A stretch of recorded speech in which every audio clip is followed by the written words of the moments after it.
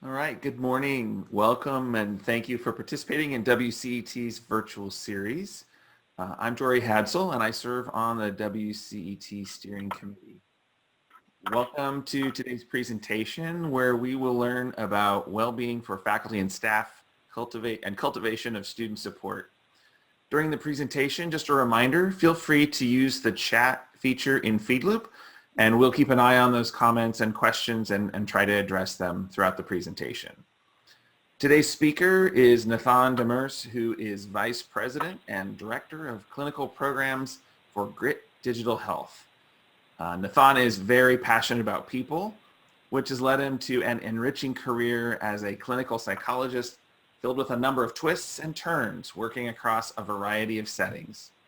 He's also an active traveler and an athlete, and these aspects of his life have inspired him to think beyond the traditional confines of mental health care.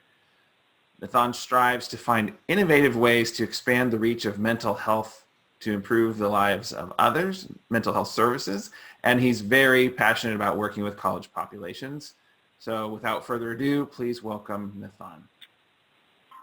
Perfect. Thank you so much, Jory. There's no good way, like, do you smile when someone's reading about yourself? Do you just stand here and look at the camera? I never know.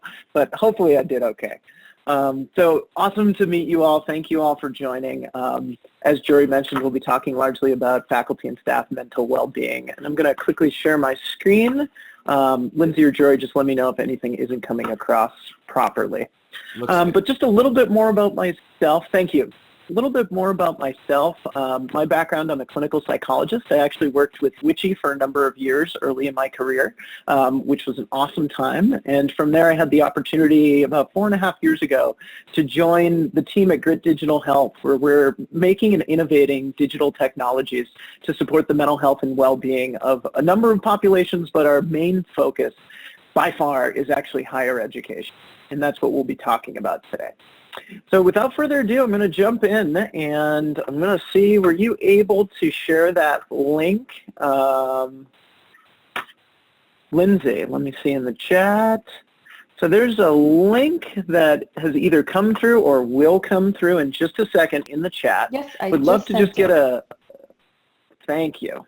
Would love to get a feel for where everyone's coming from. So if you actually click on that link, it'll open up another page, if you will, and you can engage with these virtual polls, which I'm sharing on my screen. It says my screen sharing is paused.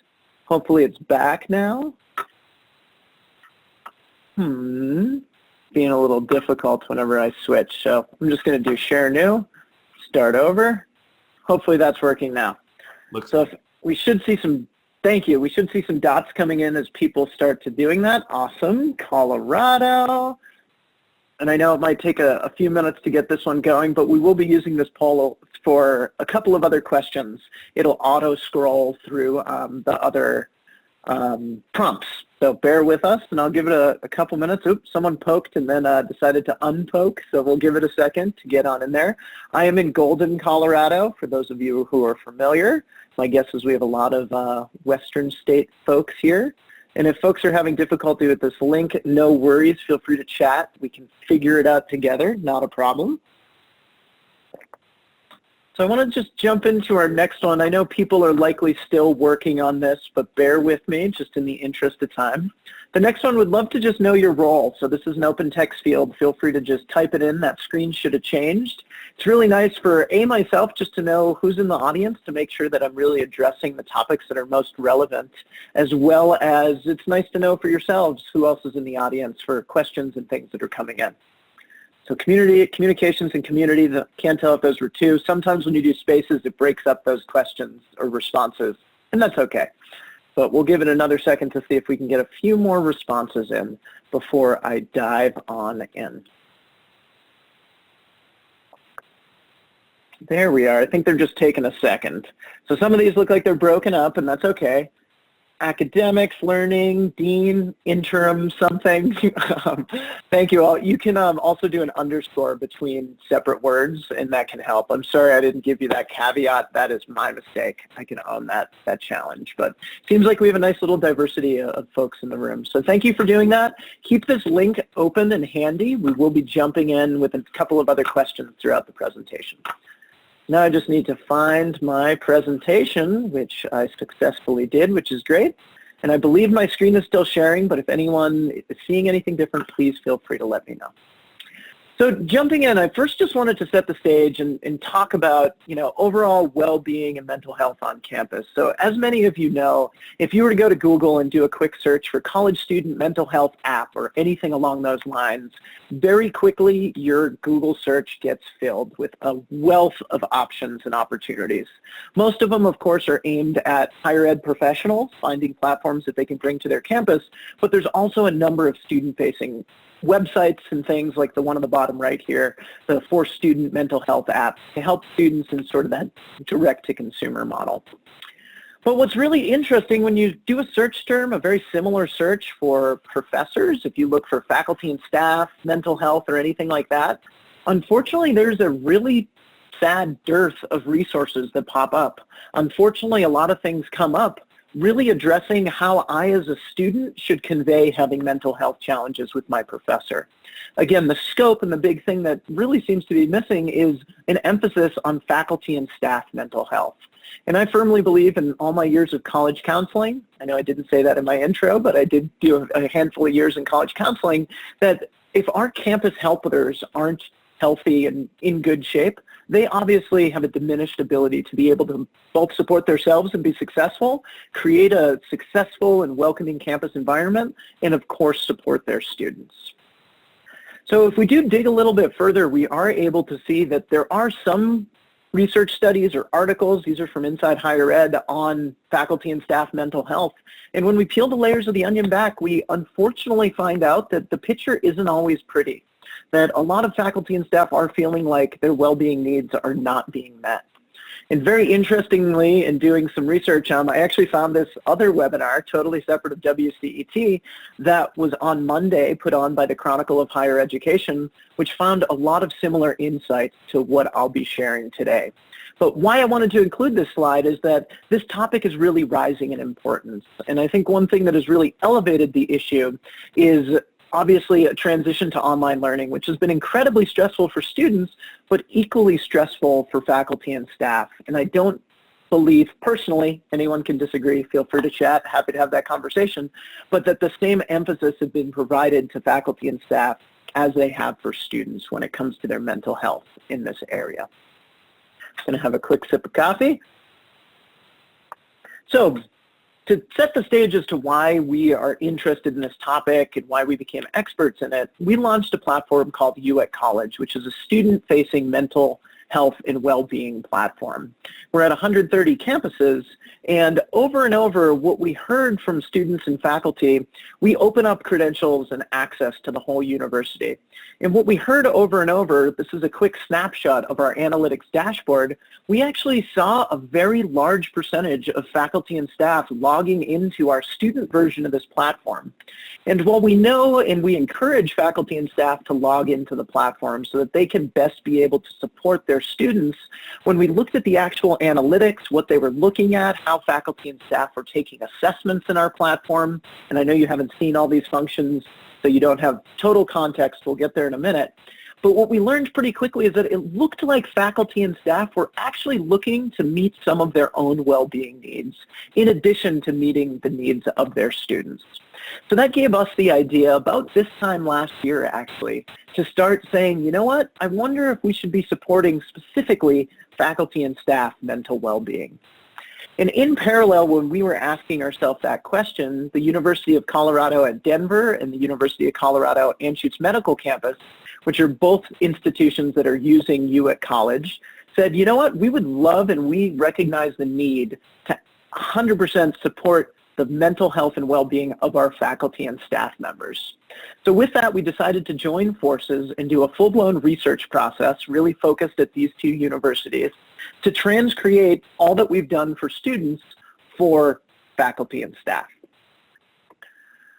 So to jump right into what we did, so we wanted to, in combination or paralleling what we did with You at College, and whenever I move my slides, I just have to move people's faces around because I have one screen, so sorry about that. But what we did was a full environmental scan at the university. We did an analytics deep dive. So what we did was look at all the analytics of those two campuses. So where are people looking on the website?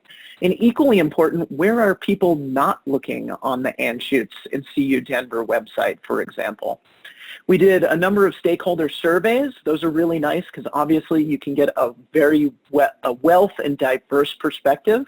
And then we did some key informant interviews with a number of staff across different departments. From there, we jumped into focus groups, and then we actually did some user testing. So one thing we know and we very much believe in is the concept of human-centered design, which is actually getting your end users into the development process. And why we feel so strongly, and I recommend everyone in all of higher ed that whenever you're designing an intervention, whether it's digital, an in-person intervention, or a different way to do communication strategies, the more you can engage your end users in that development process, the more likely you are to have a successful intervention or campaign, whatever it might be. So with that, I'm going to jump back over to Poll EV. So hopefully my screen is still sharing, and I'm going to click over, and I would love you all just to chat in what you see as the most common barriers to faculty and staff connecting with EAP supports, human resources supports, or just any other well-being supports in general. So if anyone is having trouble accessing this link, please feel free to let me know. I also do have to give the caveat and apologize for the response, which is, or the URL, which is Classy Bunny. It turns out you have to pay like $500 to get your custom URL, and I couldn't justify doing that. So thank you. So unsure of services, and I don't think you have to do the underscore, but well done paying attention, whoever responded with that. This is a different type of form instead of a word cloud. So not aware of EAP, totally agreed. Time is another concern. Don't know what is available or where to find it. Thank you very much. I wish I could say names as to who's responding these, but it's better to be anonymous. I'm going to give it one more second, and I also encourage you to think about your own experience as faculty and staff. So embarrassed, hesitant to engage with a person. These are all themes that we absolutely heard and we'll be talking about in just a second. I'm going to give it another 30 seconds to see if some more brave souls can share a couple more, either about their own experience or others of their peers.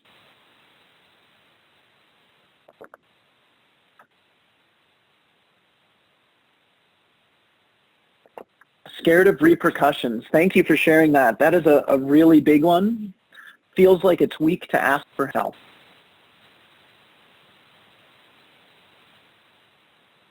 Great. Well, thank you all for engaging in that. And as I mentioned, keep that link handy because we will be coming back.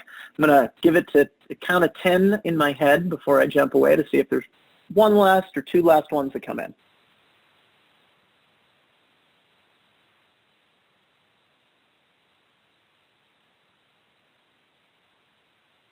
All right. Sounds like we hit our wall there. One thing that's nice as a psychologist, I'm very comfortable with silence, whether it's digital or not. So thank you for bearing with me there. All right, I'm going to jump back to the presentation. I have to go the other way. Again, please feel free to jump in, Lindsay and Jory, if anything's difficult with the visuals. So with that, what I'm going to do is highlight our key findings of that research process, and many of them very much related to all that you shared. And as I'm doing this, please feel free to use the chat function or the chat function through the other platform, which you got here. I know there's a lot of functions, to share any thoughts or feedback that you have on any of these, because these are the key insights that we heard. So the first is that faculty and staff had really low confidence in finding resources to match their unique needs. So that came in several shapes and sizes. One was a lack of awareness, which people really highlighted through the chat there, so thank you. Secondly, faculty and staff said, even if I was aware of those services, I don't know where to find them.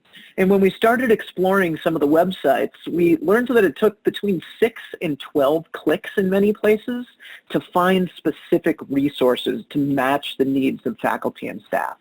And I know we all wish that 6 to 12 clicks isn't a big deal, but when it comes to finding well-being supports, a topic that's maybe stigmatized, I'm not all that motivated, even though I need it, that is going to lead to a lot of drop-off. I'm sure you're all familiar with Amazon's principle of the fewer clicks, the better, from you getting to a site and clicking that purchase button. Obviously, we're not selling anything, but what we're trying to do is get people to connect to those supports. So we're incidentally creating a lot of barriers.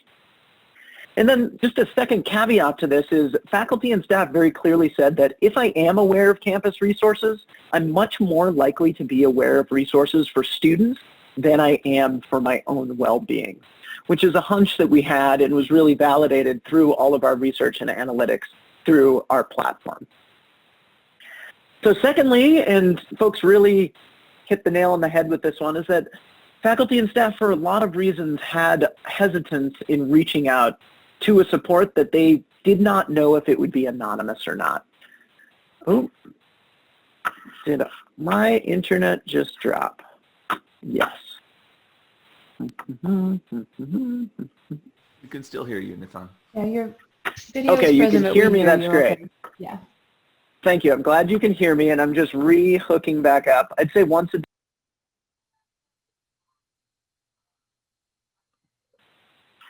Am I still there? Yeah, you're back.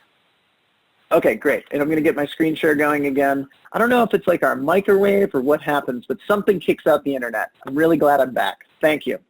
Perfect. So anonymity is a huge challenge, and that comes from A, embarrassment, to it being a stigmatized topic, but also we know if I'm applying for tenure track, there's a lot of potential fear of repercussions, like many folks pointed out. So it's a very important one. And then the last piece, and this is tangentially related to faculty and staff personal well-being, but is very important when it comes to job satisfaction and success. We know that over half of faculty and staff report saying that I have a lot of mental health coming into my office and from students, and I have no idea what to do, how to respond to this need, or where to refer students. And I know back in my college counseling center days, I would get a lot of calls from faculty and staff, people picking up the phone and saying, I have a student who X, Y, or Z is having difficulty with housing, seems to be using substances too much, or just feels really down. What do I do? And we know the reality is not every faculty member feels comfortable picking up that phone or has the time to do so. So our insight was that we needed to provide a quick, anonymous, and confidential way for faculty and staff to be able to bridge that gap and be able to get students to the right doors on campus. Because we know always pointing students to the counseling center is not the right way to do it. We have wait lists at counseling centers, and of course there's high needs, and a number of students do need to be referred to the counseling center. But if I'm a student struggling with finances, and just because I'm crying, that doesn't mean counseling center is the right place to go.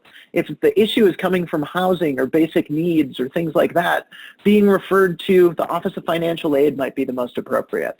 Or if I'm a student from a historically marginalized community, I'm having difficulty coping with political stress, or I'm an international student, obviously referring a first stop to the Multicultural Center would be much more appropriate than just throwing everyone over to counseling. I know I'm being pretty blunt there. Hope I'm not offending anyone. So with that, we decided collectively with CU Denver and CU Anschutz that these are the 4 goals that we have in creating this platform.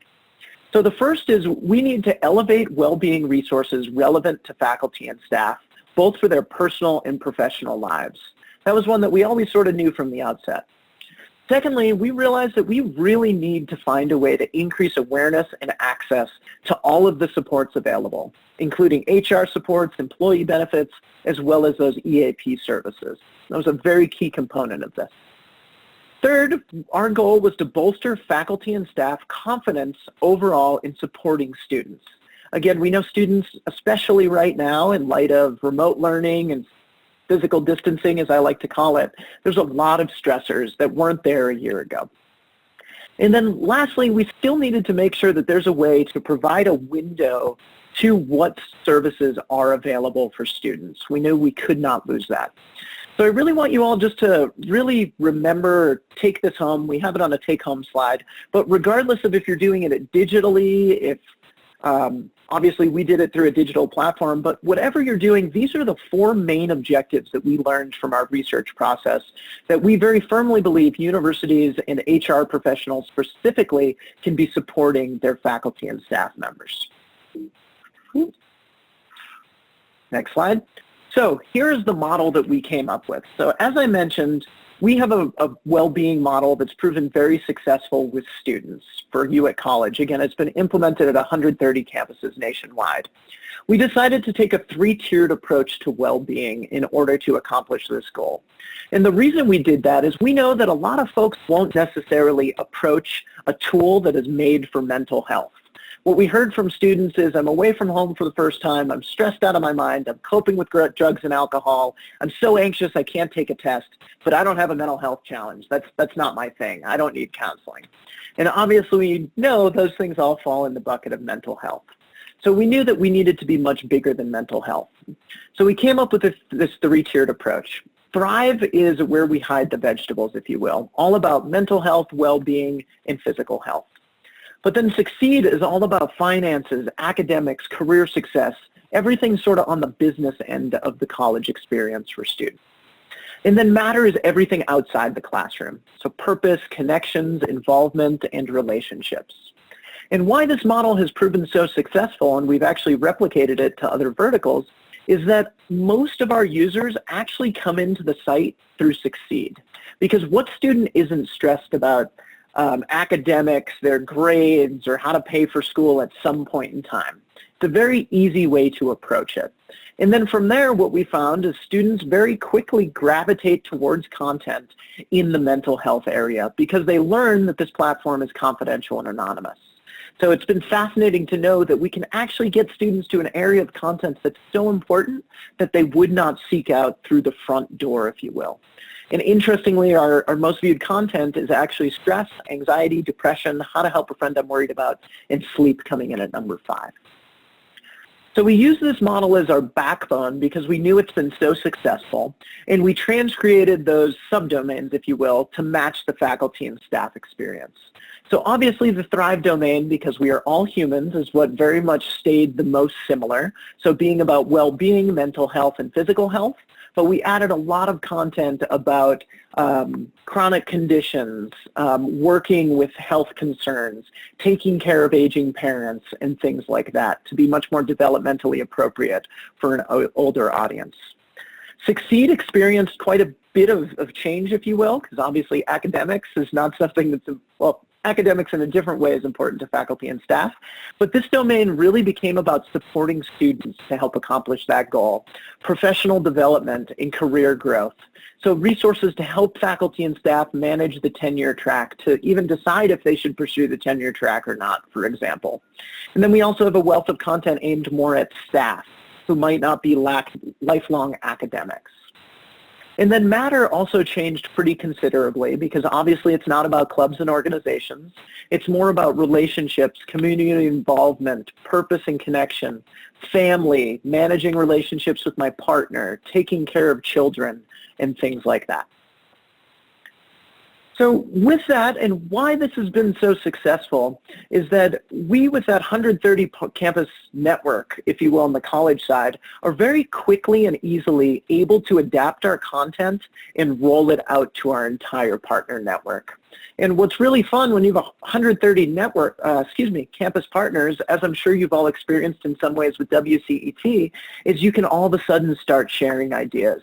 So rather than every one of those campuses having to make content about distance learning and how to make sure that you can be present and attentive while being physically distanced and engaging in online learning, we can do that one time really well with one university and be able to roll it out in a very scalable way to the rest of that network. And what that does is allow professors and administrators to really focus on boots on the ground interventions and let us and our team be able to focus on the higher level sort of safety net of information. So this has been a really fun project in getting to do so. So I'm going to pause and flick over very quickly to show you how we were actually able to make this come to life in a digital platform. It'll be a very quick overview. We'll jump to some take-home messages, a little bit more, and then we will jump into a discussion. So my screen sharing is paused again. It looks like I need to start a new screen share. So hopefully that's coming across, and I'll lean on Jory to let me know if that is not the case. And the other thing that I really want to emphasize, as I already have, but to really hit the nail on the head, or you know what I'm trying to say, those 4 goals, we decided to tackle those 4 goals of increasing the visibility of support, supporting students and well-being resources via a digital intervention. And I want to share how we did that and made it come to life digitally, but you can also do so not digitally. You know your campus's best, your ways that campuses communicate, and you can use a lot of these principles in different ways and different forms on campus. So this is the landing page for the faculty staff version of the Wellbeing platform. As I mentioned, there is a lot of resources around helping students in crisis. But the first thing I want to highlight is that all the resources on this support have actually been customized for this fictitious user based on how they've been using the site. So this was another insight that the more we can customize resources for an individual user, for example, if I'm a parent or not, if I am an academic advisor, I help students in a very different capacity than I do if I'm a faculty member or I am the dean of students, for example.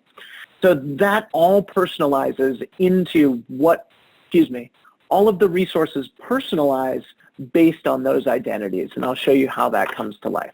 We'll actually jump there first. So faculty and staff fill out a quick profile on onboarding where we can get their name, whether they're a faculty or staff member, how they actually support students on campus, get some information about gender identity. This is used largely on the back end. And then faculty and staff can also set specific experiences. So they can let us know if they're a military veteran, identify as having a disability, are a parent. And again, all of these supports very quickly adapt all of our content in the platform so that faculty and staff can very quickly, identify with those supports and take action. And the obstacle that that's helping overcome is those 12 clicks that I mentioned. With a little bit of information, we can make sure that the resources we are recommending are very much in line with that individual user's identities. So the next area, faculty and staff can just simply explore content at their leisure. So we're able to highlight areas that are of the most importance to either the faculty on a specific campus. If there's a certain happening, we can highlight buckets of resources, or we can highlight buckets of resources. We're getting ready to highlight how to cope with election stress, because our guess is that the next few weeks are going to be pretty stressful with things probably not ending on November 3rd. So we're able to highlight those. And then very quickly, faculty and staff can decide what areas of content they want to look at. If I want to quickly look at some financial well-being information, I can click on that.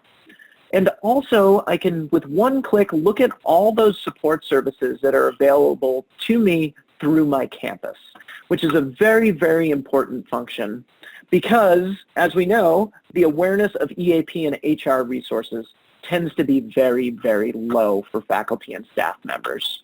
And because this is confidential and anonymous, we've heard that faculty and staff members are much more likely to look through resources, for example, for depression and loneliness, and learn about what campus has to offer very quickly through this confidential and anonymous platform.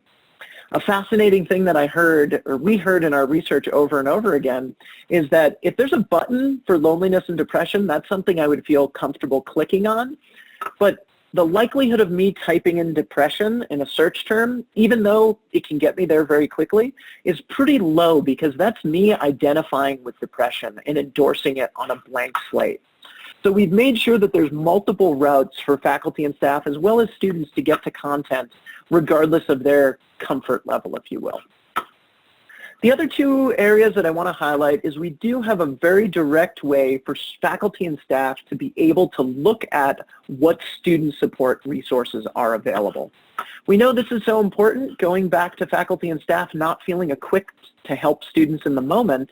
If I have a student in my office and I'm a faculty member and this student is saying that I'm having difficulties with alcohol and substance use as well as loneliness and depression, and let's just say not for fun, but for illustrative purposes, also finances and basic needs, I can do that with that student right in my office and be able to direct that student to those appropriate support services.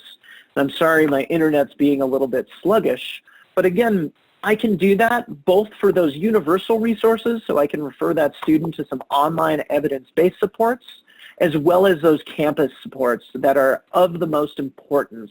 So I all of a sudden can walk that student over, if we're on campus, of course, or make an appropriate referral for a student to get them to the right door. The last piece that's been incredibly important and we found very high utilization is with what we call self-check assessments. So one thing we know, and I'm interested in all your perspectives, but we know people aren't taking mental health screening tools in their spare time for fun.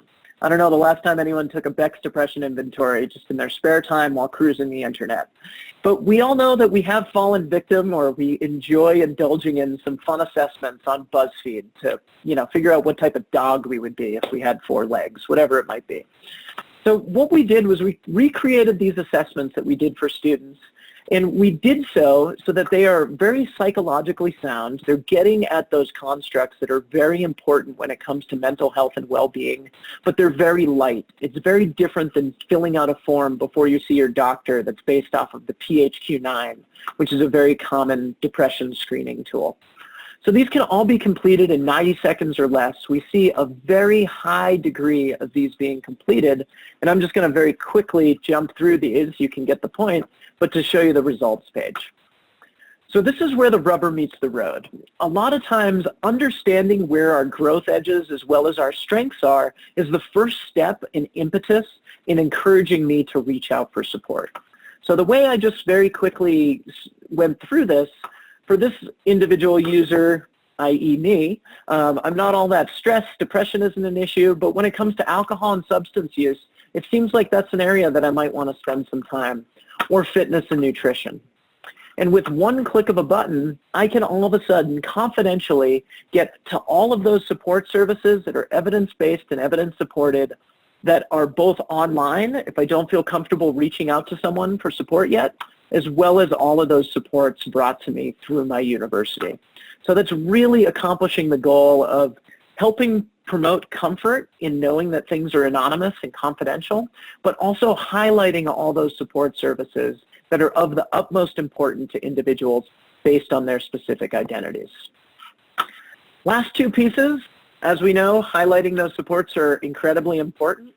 And as you all know, this is a demo site, hence some of the repeat of pictures and things like that. But we have a one-stop shop for all the resources that are offered on campus. We know a lot of times that those are very broken apart, if you will. We learned at some campuses they have multiple portals, one for finances, one for mental health, one for well-being, all in different places. So there isn't one place that I can go to just see all the support services I have available through my university. And then the last thing, again, a demo site, so these numbers aren't impressive, but we also have the ability for HR professionals to be able to log into this and actually see how their faculty and staff are using this platform.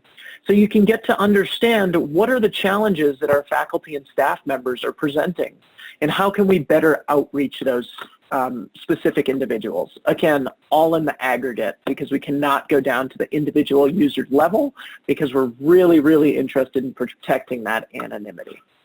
So that's also another really important functionality within the site.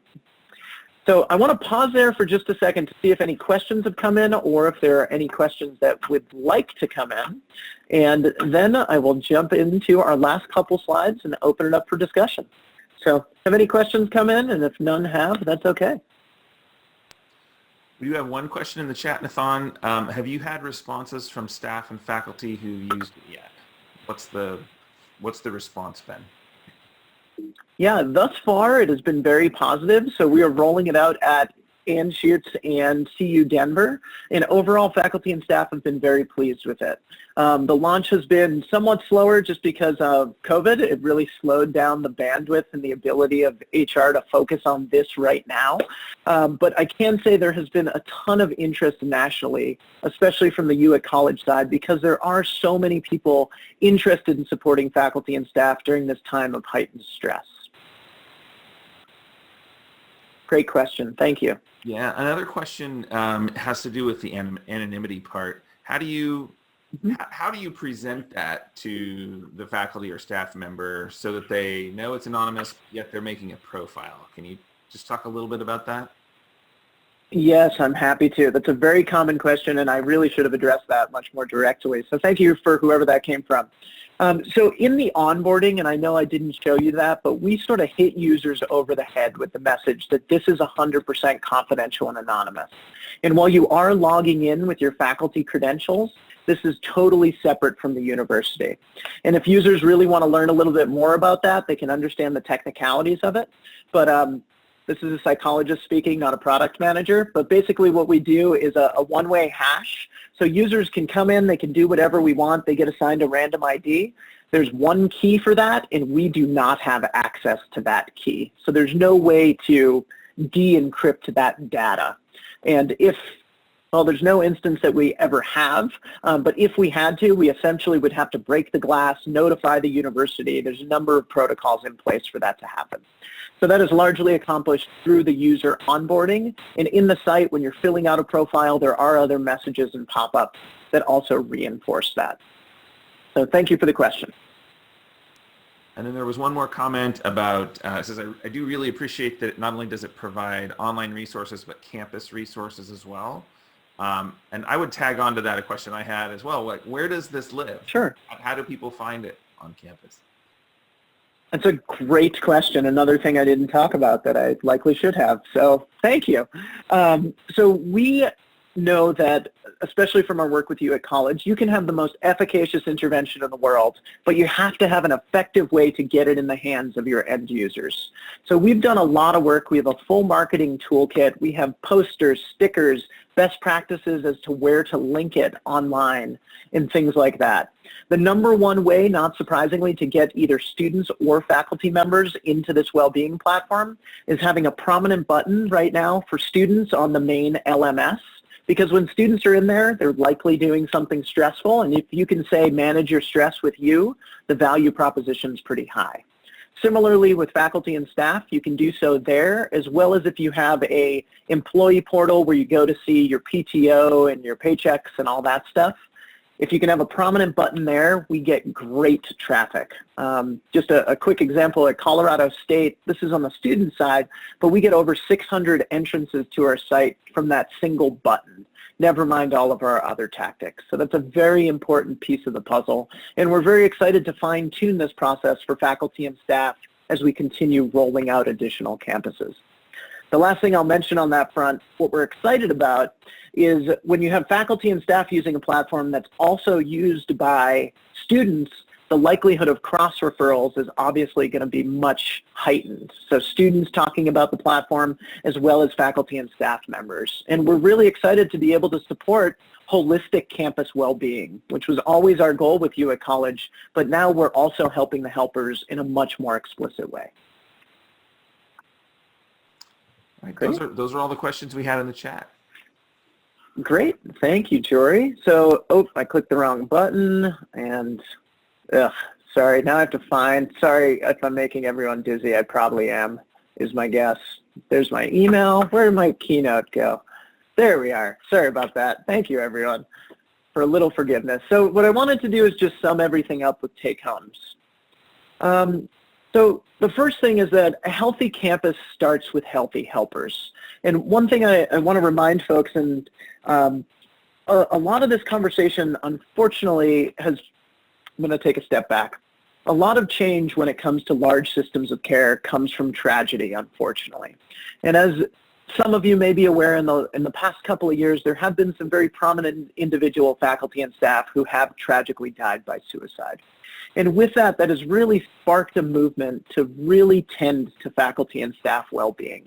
So of course, those are tragedies, and we really wish they could have been avoided, but I'm also very happy that there has been some movement forward. That webinar that's put on by the Chronicle of Higher Education, this session being chosen for the WCET conference, we're finally getting some traction and tending to the faculty and staff mental health and well-being. not just from a professional development standpoint, but from a personal perspective. And we know the benefits of doing so are countless. The more that we can have effective, healthy faculty and staff members, we know that they're more likely to be retained, to stay in their jobs, be better helpers for their students, and increase retention, and foster a community and culture that we really want and are proud of on our campuses.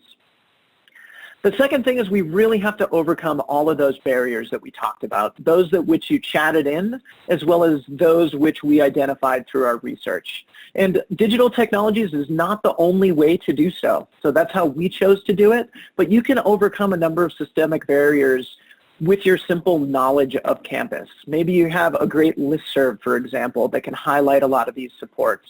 Maybe you're able to turn on notifications in your LMS and increase the prevalence of your well-being resources for faculty and staff. I really encourage you all to be very creative in doing so, particularly this fall. And then the last thing, again, it's a hypothesis and we have some evidence to support it, but as we roll out and get more users in campuses using both the student and faculty and staff, we really think that there is going to be huge benefits in having that, both in terms of overall referrals and getting people into the site, but most importantly, increasing the prominence and decreasing the stigma around talking about mental health, well-being, and actually accessing those supports. So those are my take-homes. I want to pause one more time to see if there's any other questions that come in, and if not, I want to end with one quick poll just as a way to round out the session. So I'm going to pause for 1 second to see if there's any questions or thoughts. No more questions in the chat at this point. Okay, great. Well, I am going to jump over. So since I am a nerdy psychologist, one thing that we do know that can increase mood and just make us all feel better in stressful times is simply expressing gratitude. So one thing, oh, I have a whole other one. I jumped ahead. I'm just going to skip this one. Oh, it's not here. All right, you're going to have to bear with me for 1 second. So while this is here, nope, I'm not going to do that. I'm sorry. I'm just not going to be able to do it. I was going to ask you all to chat in using a word cloud, one gratitude that you have in this moment. Science shows over and over again that expressing gratitudes in the moment is a great way to decrease stress and overall improve our mood in the moment. So while we can't do the word cloud, as people are trailing out, if you feel comfortable just leaving one thing you're grateful for in the moment, would love that. For me, it's this cup of coffee right now. It's warm. It's really helping me out get through the day. So feel free to chat, and maybe, Jory, you'd be open to just reading them as people head out. But thank you so much for your time. If you do have any questions, I can share my email in the last slide. I'm more than happy to be a resource for you as you continue to figure out the ways to best support the faculty and staff mental health on your campus. Thanks, everyone. Excellent. Thank you. I want to thank everyone for attending. And as we see some more things pop in the chat, I put in clear skies because I'm in California. I know Callie did a +1 on that. We may see some other things pop up. But again, we did record the presentation. Thank you, Nathan, for doing such a terrific job and sharing this information with us. The session will be available later today in FeedLoop if you'd like to go back and check it out there. And also share your takeaways from the session in our daily reflections post. And if you have time, check out the exhibit hall to hear from our wonderful sponsors. Lastly, we hope you'll join us later for our afternoon networking activity for WCET Lingo Bingo. And that wraps us up. The last gratitude I'll read to you, Nathan, was happy and healthy helpers, meaning a happy and healthy campus. So there you go, in terms of gratitude. Thank you, everyone. Great. Thank you, everyone. Take care.